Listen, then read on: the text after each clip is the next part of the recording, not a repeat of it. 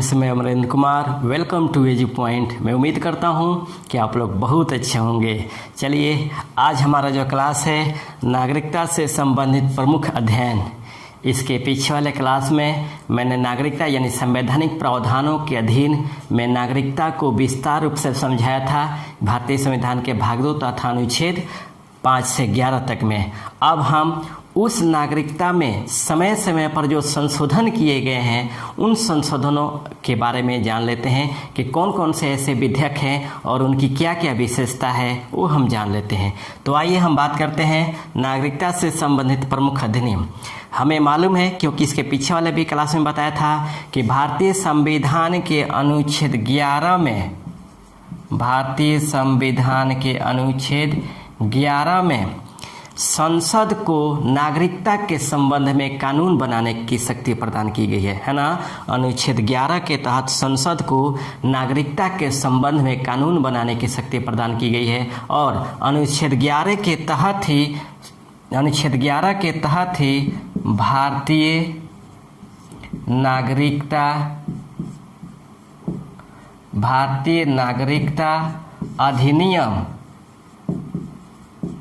भारतीय नागरिकता अधिनियम 1955 पारित किया गया है ना। भारतीय नागरिकता अधिनियम 1955 पारित किया गया है। लेकिन नागरिकता को लेकर समय समय पर भारतीय नागरिकता अधिनियम 1955 में संशोधन किए गए हैं, है ना। और ये 6 संशोधन किए गए हैं। भारतीय नागरिकता अधिनियम 1955 में 6 बार संशोधन किए गए हैं, जिनको एक बार क्रम देख लेते हैं कि कौन कौन सा संशोधन किए गए हैं, है ना। इनमें पहला है नागरिकता संशोधन विधेयक कहेंगे या अधिनियम कहेंगे, 1986 में किया गया। फिर दूसरा नागरिकता संशोधन विधेयक 1992 में किया गया। फिर नागरिकता संशोधन विधेयक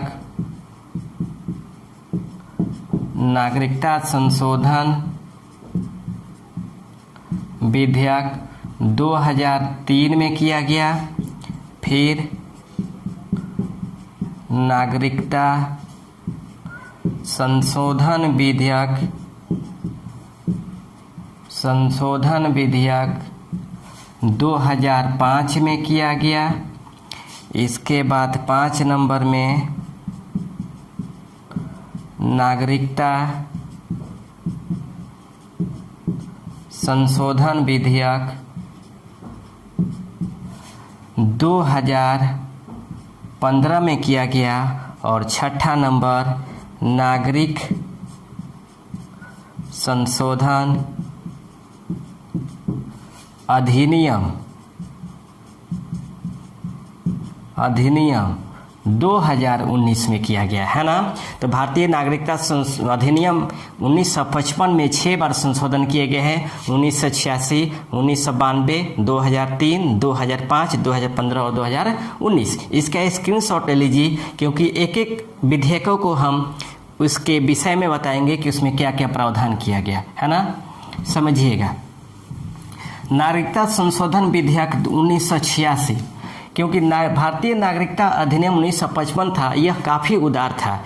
इसमें 5 प्रकार से जो नागरिकता प्राप्त करने के जो प्रावधान किए गए थे वह काफ़ी उदार था, जिसे आगे चल करके उसका मिसयूज होने लगा। इसी के लेकर पहला जो संशोधन हुआ वह नागरिकता संशोधन विधेयक 1986 में हुआ। और इसमें पहला प्रावधान किया गया कि जन्म के आधार पर किसी व्यक्ति को नागरिकता तभी प्रदान की जाएगी, जन्म के आधार पर किसी व्यक्ति को नागरिकता तभी प्रदान की जाएगी जब उसके माता या पिता भारत का नागरिक हो, है ना। दूसरा देखेंगे, पंजीयन के आधार पर यानी रजिस्ट्रेशन के आधार पर किसी व्यक्ति को नागरिकता तभी मिलेगी जब वह रजिस्ट्रेशन से पहले 5 वर्षों तक भारत में वो निवास कर रहा हो, ठीक ना। रजिस्ट्रेशन के आधार पर फिर दूसरा नंबर में है, रजिस्ट्रेशन के आधार पर किसी व्यक्ति को नागरिकता तभी प्रदान किया जाएगा जब वह 5 वर्ष तक भारत में रह रहा हो, है 5 वर्षों से भारत में रह रहा हो। और तीसरा है कि देशीयकरण प्रमाण पत्र के आधार पर किसी भी व्यक्ति को भारतीय नागरिकता तब प्रदान किया जाएगा जब वह 10 वर्षों तक भारत में रह चुका हो। ये इसमें प्रावधान किया गया। फिर एक नंबर समझिएगा, जन्म के आधार पर किसी व्यक्ति को भारतीय नागरिकता इस आधार पर दिया जाएगा जब उसका माता या पिता उनमें से कोई भी भारत का नागरिक रहा हो, है ना। दूसरा, रजिस्ट्रेशन के आधार पर किसी व्यक्ति को भारतीय नागरिकता तब दिया जाएगा जब वह 5 वर्षों तक भारत में रहा हो, है ना। और देशीयकरण के आधार पर किसी व्यक्ति को नागरिकता तब प्रदान किया जाएगा कि वो 10 वर्षों तक भारत में रह चुका हो। वह इसलिए इस अधिनियम को लाया गया क्योंकि उस समय जो जन्म के आधार पर जो नागरिकता दिया जाता था उसमें असम और जम्मू कश्मीर में अवैध प्रवासी आना शुरू हो गए जिनका कोई आधार नहीं था। इसलिए नागरिकता संशोधन विधेयक 1986 लाया गया, है ना। अब हम बात करते हैं 1992, है ना। दूसरा नंबर, नागरिकता संशोधन विधेयक 1992। इसमें समझिएगा, इसमें एक प्रावधान था कि भारत के बाहर पैदा लेने वाले बच्चे को, है ना, इसके पहले प्रावधान था कि भारत के बाहर कोई अगर बच्चा पैदा लेता है तो उसको भारतीय नागरिकता तभी मिलेगी जब उसके पिता भारत के नागरिक हो। लेकिन इसमें ये प्रावधान कर दिया गया कि नहीं, भारत के बाहर 1992 में संसद द्वारा सर्वसम्मति से इस विधेयक के माध्यम से निर्णय लिया गया कि नहीं, भारत से बाहर पैदा लेने वाला बच्चे को यदि उसकी माँ भी भारत की नागरिक है तो उस आधार पर उसे भारतीय नागरिकता प्रदान की जाएगी, है ना। फिर समझिएगा, भारत से बाहर पैदा लेने वाले बच्चे को यदि उसके माँ भारत के नागरिक है तो उस आधार पे भी उस बच्चे को भारतीय नागरिकता प्रदान की जाएगी। यानी इस तरह से देखा जाए तो 1992 के अधिनियम में आपको माता और पिता दोनों को भारतीय नागरिक होने के आधार दे दिया गया अगर भारत से बाहर बच्चा जो पैदा लेता है उनको नागरिकता को लेकर, ठीक ना। तो ये तो हमारा था 1992 का विधेयक। अब हम बात करते हैं नागरिकता संशोधन विधेयक 2003। समझिएगा, नागरिकता संशोधन विधेयक 2003, ये जो संशोधन विधेयक है सबसे इम्पोर्टेंट है। इम्पोर्टेंट इसलिए, महत्वपूर्ण इसलिए है कि इसी संशोधन विधेयक के तहत भारत से बाहर जो भारतीय मूल के निवासी थे उन्हें भारत में दोहरी नागरिकता दिए जाने का प्रावधान किया गया, है ना। इस अधिनियम को लाने से पहले दिसंबर 2003 को लक्ष्मीमल सिंघवी के सिफारिश पर यह नागरिकता संशोधन अधिनियम लाया गया, क्योंकि लक्ष्मीमल सिंघवी की अध्यक्षता में एक समिति का गठन किया गया था जिन्हें यह सुझाव देने के लिए कहा गया कि बताइए भारत में भारतीय मूल के लोगों को नागरिकता कैसे प्रदान की जाए। तो दिसंबर 2003 में लक्ष्मीमल सिंघवी के समिति के रिपोर्ट के आधार पर नागरिक संशोधन विधेयक 2003 में आपको पारित किया गया, 2003 पारित किया गया और इसमें प्रावधान किया गया, है ना, कि भारत से बाहर भारतीय मूल के जितने व्यक्ति हैं उनको भारत में दोहरी नागरिकता प्रदान की जा सकती है ना। दोहरी नागरिकता प्रदान की जा सकती है जिसे overseas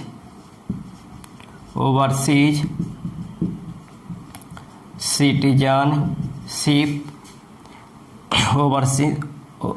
OCI overseas citizenship of India, है ना, नाम दिया गया था, यानी OCI नाम दिया गया, ठीक ना। फिर समझिएगा, LM सिंघवी के रिपोर्ट के आधार पर ही भारत में दोहरी नागरिकता के लिए, यानी भारतीय मूल जो विदेशों में बसे भारतीय मूल के लोग थे उनको भारत में दोहरी नागरिकता के लिए आपको यह संशोधन विधेयक लाया गया था और इन्हीं के सुझाव पर भारत में दोहरी नागरिकता दिया गया, है ना।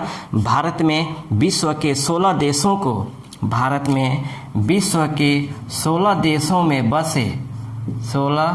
देशों में बसे भारतीय मूल के लोगों को दोहरी नागरिकता प्रदान की गई, है ना। जब इन्हें दोहरी नागरिकता प्रदान की गई तो इन्हें शर्त रखा गया कि आप भारत से बाहर विदेशों में बसे भारतीय मूल के लोगों को दोहरी नागरिकता तो दिया जाएगा, लेकिन उनके साथ शर्त ये होगा कि वो भारत में न तो मत दे सकते हैं और न यहाँ पे सरकारी नौकरी में दावा कर सकते हैं। लेकिन इनको जो अधिकार दिया गया था वह बिना पासपोर्ट या वीज़ा के जब चाहे भारत आ सकते हैं, जब तक चाहे भारत रख सकते हैं और जब चाहे भारत से जा सकते हैं। यानी इनको पासपोर्ट और वीज़ा की कोई ज़रूरत नहीं थी। उसके बदले उनको OCI कार्ड दिया गया था, ओवरसीज सिटीजनशिप ऑफ इंडिया नामक कार्ड दिया गया था, जिसे सामान्य भाषा में दोहरी नागरिकता कहा जाता है, ठीक ना। तो इसी ओवरसीज सिटीजनशिप ऑफ इंडिया के माध्यम से बिना पासपोर्ट के जब चाहे तब भारत में आ सकते थे, जब चाहे जितना दिन चाहे उतने दिन रह सकते थे और जा सकते थे। लेकिन इन्हें भारत में आपको न तो इन्हें मत देने का अधिकार था और न ही सरकारी नौकरियों में ये दावा कर सकते थे। साथ ही अनुच्छेद 16 में अवसर की समानता के अधिकार का ये दावा नहीं कर सकते थे, है ना। विश्व के 16 देशों को जो दोहरी नागरिकता प्रदान की गई वो एक बार देख लेते हैं कि कौन कौन से, है ना। नागरिकता संशोधन विधेयक 2003 के तहत विश्व के 16 देशों को में बसे भारतीय मूल के लोगों को दोहरी नागरिकता प्रदान की गई थी। वे कौन कौन देश हैं वो देख लेते हैं। 1 नंबर में आपका अमेरिका है, 2 नंबर में ब्रिटेन है, 3 नंबर में स्विट्जरलैंड है, 4 नंबर में नीदरलैंड है, 5 नंबर में ऑस्ट्रेलिया है, 6 नंबर में न्यूजीलैंड है, 7 नंबर में फ्रांस है, 8 नंबर में पुर्तगाल है, 9 नवंबर में आयरलैंड है, 10 नंबर में स्वीडन है, 11 नंबर में इटली है, 12 नंबर में यूनान है, 13 नंबर में पुर्तगाल है ना। उसके बाद 14 नंबर में पाकिस्तान है, 15 नंबर में बांग्लादेश है ना। America, Britain, Switzerland, Netherland, Australia, New Zealand, France, पुर्तगाल, आयरलैंड, स्वीडन, इटली, यूनान, पुर्तगाल, पाकिस्तान और आपको बांग्लादेश और 16 नंबर में साइप्रस है ना।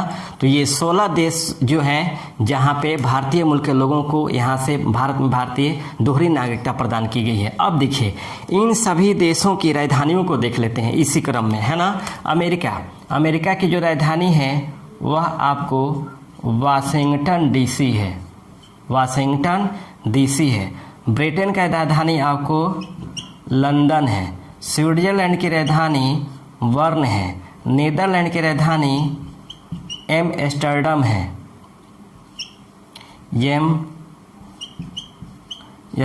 है। ऑस्ट्रेलिया की राजधानी कैनबरा है। न्यूजीलैंड की राजधानी वेलिंगटन है। फ्रांस की राजधानी पेरिस है। पुर्तगाल की राजधानी लिस्बन है। आयरलैंड की राजधानी डबलिन है। स्वीडन की राजधानी स्टॉकहोम है और इटली की राजधानी रोम है। यूनान की राजधानी एथेंस है पुर्तगाल की राजधानी, सॉरी दो जगह, पाकिस्तान की राजधानी इस्लामाबाद है, बांग्लादेश की राजधानी ढाका है और साइप्रस की राजधानी निकोसिया है ना। साइप्रस की राजधानी निकोसिया है। उसके बाद ये हमारे पूरा राजधानी है, ठीक ना। और एक छूट रहा है, मुझे याद नहीं है कौन सा है, ठीक ना। तो ये विश्व के प्रमुख जो देश हैं, ये आपको यहाँ की राजधानियाँ और इन्हें दोहरी नागरिकता प्रदान की गई है, ठीक ना।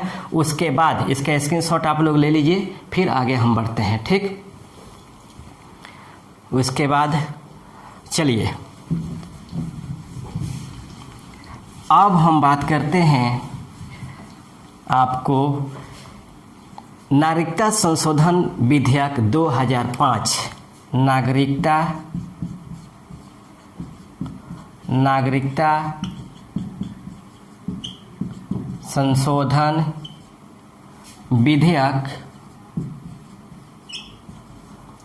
2005। समझिएगा, जब 2003 में एल.एम. सिंघवी के समिति के आधार पर भारतीय मूल के लोगों को भारत में दोहरी नागरिकता प्रदान की गई, तब विदेश विकसित जो देश थे और उत्तरी अमेरिका के कुछ देश थे, वहाँ के नागरिकों ने कुछ और सुविधाएं की मांग करने लगी। साथ ही नागरिकता संशोधन विधेयक में यह प्रावधान किया गया कि पाकिस्तान एवं बांग्लादेश के नागरिकों को दोहरी नागरिकता का अधिकार न दिया जाए, है ना। वह इसलिए दिया गया सुरक्षा की दृष्टि से कि दोहरी नागरिकता के अधीन जो भी विदेशों से भारत में व्यक्ति आते थे, भारतीय मूल के लोग आते थे, उनको पासपोर्ट या वीजा कोई जरूरत नहीं होती थी, है ना। तो सुरक्षा की दृष्टि से नागरिकता संशोधन विधेयक में यह प्रावधान ये किया गया कि दोहरी नागरिकता के श्रेणियों से पाकिस्तान और बांग्लादेश को बाहर कर दिया गया, है ना। कि वो इसलिए कि अगर पासपोर्ट और वीज़ा नहीं है तो ऐसे ही पासपोर्ट और वीज़ा लागू है, उसके बाद भी वहाँ से आतंकवादियों का घुसपैठ होता रहता है।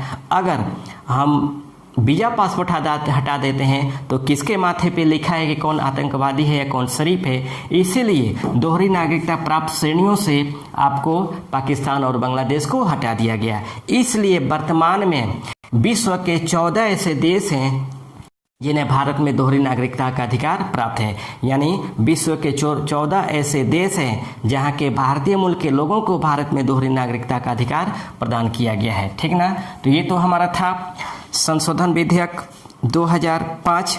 अब हम बात करते हैं नागरिकता संशोधन विधेयक 2019।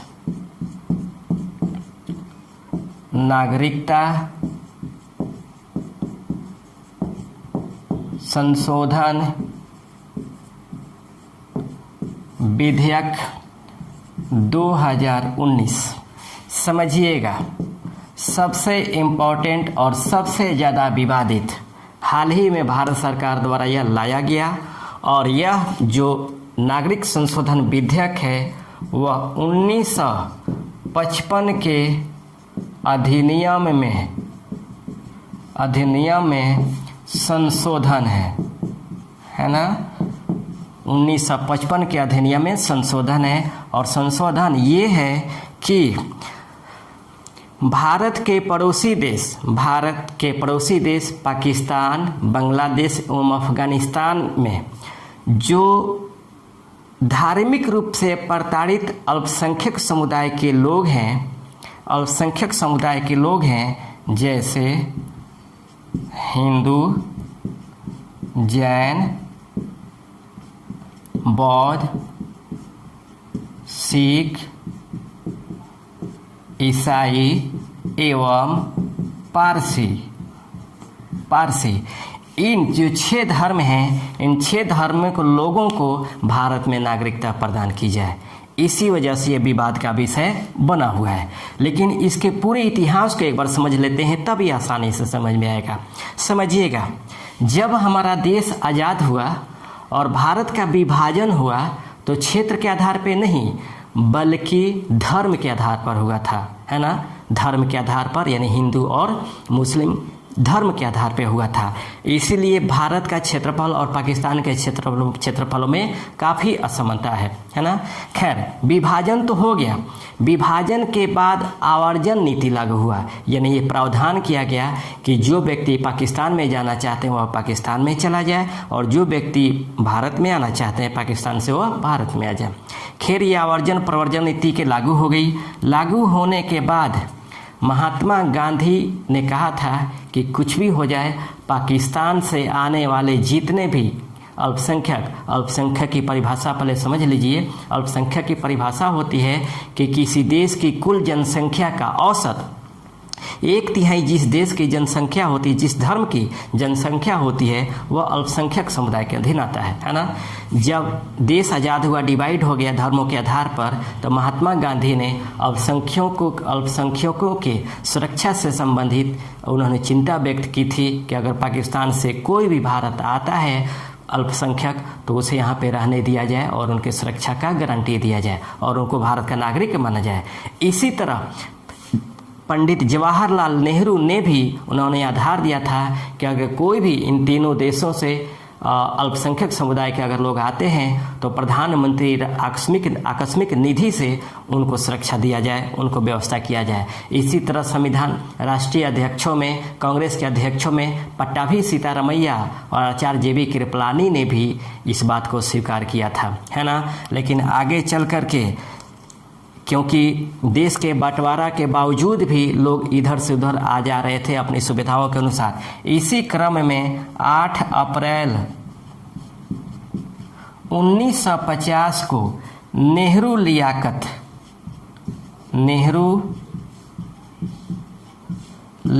समझौता 1950 में कहाँ हुई थी? नई दिल्ली में, है ना। नई दिल्ली में समझौता हुआ। और ये जो नेहरू लियाकत, यानी भारत के तत्कालीन प्रधानमंत्री जवाहरलाल नेहरू और पाकिस्तान के तत्कालीन प्रधानमंत्री लियाकत अली, इन दोनों के बीच में समझौता केवल इसलिए हुआ था कि अल्पसंख्यकों के संदर्भ में उनकी सुरक्षाओं को लेकर यह प्रावधान किया गया था कि दोनों देश अपने अपने यहाँ अल्पसंख्यक आयोग का गठन करेंगे और अल्पसंख्यकों के हितों का ध्यान रखेंगे, है ना। भारत ने अक्षरशः इसका पालन तो किया, लेकिन पाकिस्तान ने इसका पालन नहीं किया। 1950 तक जितने अल्पसंख्यक वर्ग के समुदाय थे उनके ऊपर धार्मिक प्रताड़ना किया गया, उनको प्रताड़ित किया गया, उनको ज़बरदस्ती धर्म परिवर्तित किया गया, उनको मूल अधिकार का दर्जा नहीं दिया गया। तो वहाँ पे धीरे धीरे अल्पसंख्यक समुदायों की संख्या घटने लगी और भारत में अल्पसंख्यक समुदायों को लेकर इस तरह की कोई अवमानना नहीं की गई, है ना।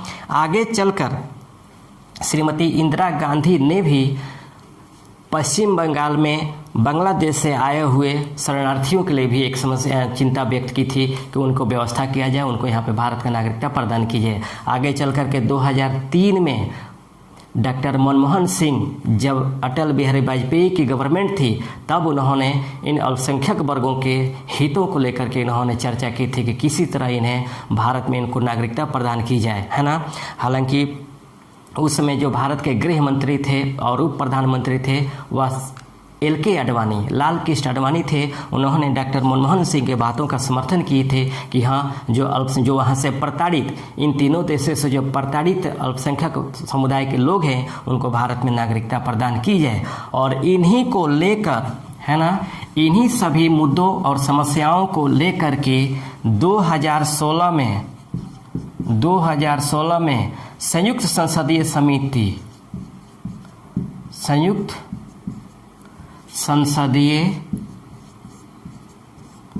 समिति जिसे कहा जाता है JPC, है ना। याद रखिएगा, JPC में 20 सदस्य लोकसभा के होते हैं और 10 सदस्य राज्यसभा के होते हैं। तो 2016 में संयुक्त संसदीय समिति का गठन किया गया डॉक्टर सत्यपाल मलिक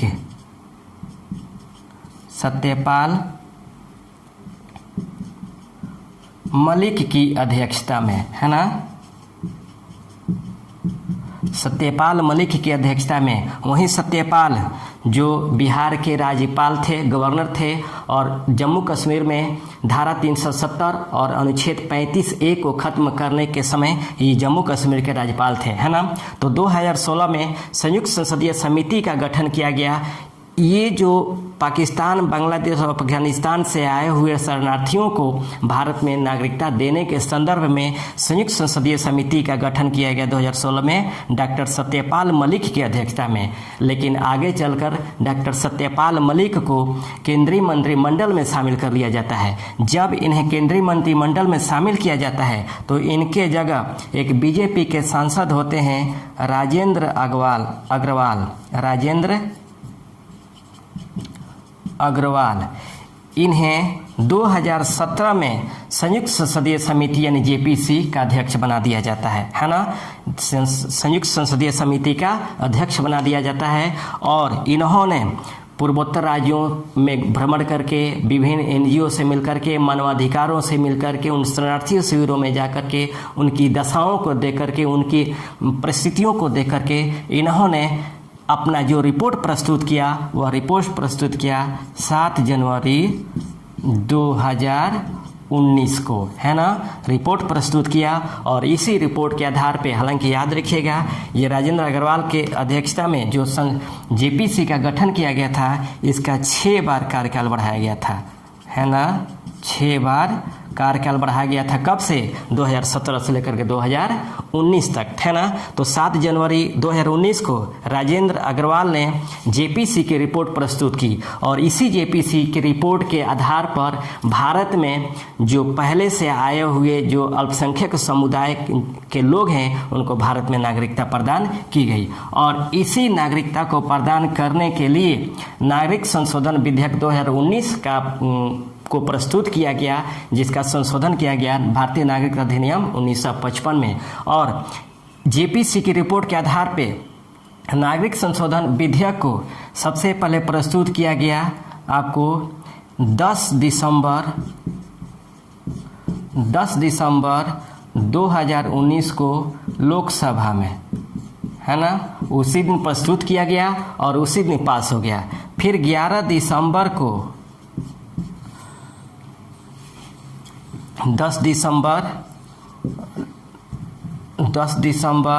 2019 को लोकसभा में प्रस्तुत किया गया और उसी दिन प्रस्तुत एवं पारित हो गया। उसी दिन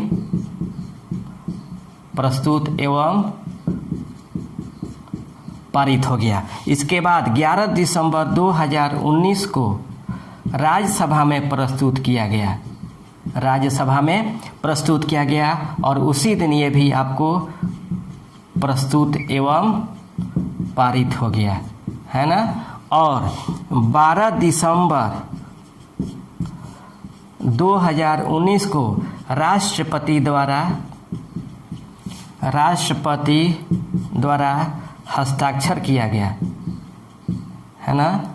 हस्ताक्षर किया गया और यह आपको कानून का रूप ले लिया, है ना। कानून या नियम का रूप लिया, यानी नागरिक संशोधन विधेयक CAA, है ना, CAB यानी सिटीजनशिप अमेंडमेंट बिल आपको 12 दिसंबर 2019 को CAA बन गया, है ना। यानी ये हमारा जो सिटीजनशिप अमेंडमेंट बिल यानी CAB सिटीजनशिप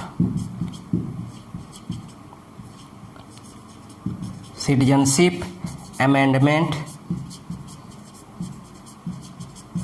एक्ट बन गया, है ना। यानी CAA बन गया। और बनने के बाद आपको 20 दिसंबर को पहली बार, इसको मिटा देते, इसका स्क्रीनशॉट आप लोग ले लीजिए। 20 दिसंबर 2019 को पाकिस्तान से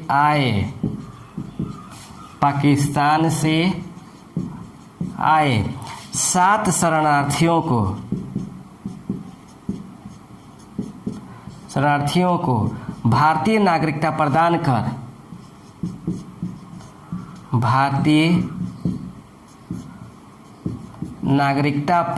कर यह अधिनियम लागू हुआ है ना। भारतीय नागरिकता प्रदान कर यह अधिनियम लागू हुआ है ना। और आगे चल कर के 10 जनवरी 2020 को CAA प्रभावी हो गया। संपूर्ण देश में प्रभावी हो गया। संपूर्ण देश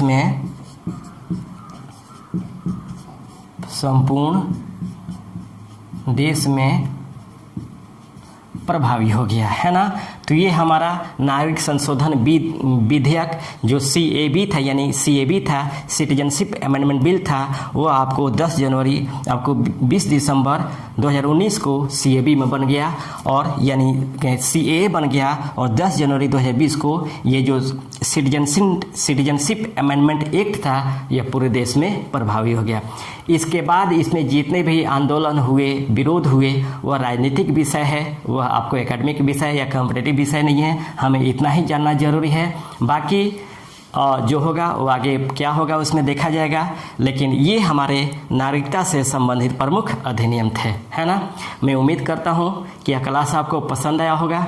चलिए, इससे संबंधित जितने भी क्वेश्चन हैं हम बहुत जल्दी प्रयास करेंगे हल कराने के लिए। लेकिन इसको एक बार पुनः आप सुनिएगा और इसको अपने हैंडराइटिंग में लिख लीजिएगा, ये बहुत ज़रूरी है, ठीक ना। तब तक रहने देते इतना ही, फिर कोई नेक्स्ट क्लास लेकर हाजिर होंगे। तब तक बेस्ट ऑफ लक।